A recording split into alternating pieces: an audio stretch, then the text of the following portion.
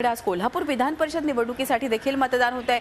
कोल्हापुरातील 12 केंद्रांमध्ये मतदानाची प्रक्रिया पार पडते आहे। सगळ्या मतदान केंद्रांवर चोख पोलीस बंदोबस्त ठेवण्यात आलाय। विधान परिषदेसाठी काँग्रेसने सतेज पाटील यांना उतरवलंय, तर त्यांच्या विरोधातच काँग्रेसचे बंडखोर आमदार महादेवराव महाडिक हे अपक्ष म्हणून निवडणूक रिंगणात आहेत। परंपरागत विरोधात असणाऱ्या या दोन्ही उमेदवारांनी कोल्हापूरच्या जागेसाठी चांगलाच कस लावलाय। त्यामुळे संपूर्ण कोल्हापूर जिल्हा जो आहे तो राजकीयदृष्ट्या ढवळून निघालाय। मी कधी आव्हान कुणाचं मी आव्हान सगळं पेलून जात असतो।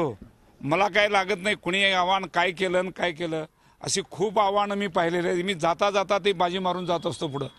मी समाधानी आहे, पण एक मतदारांचा कौल आजमावावा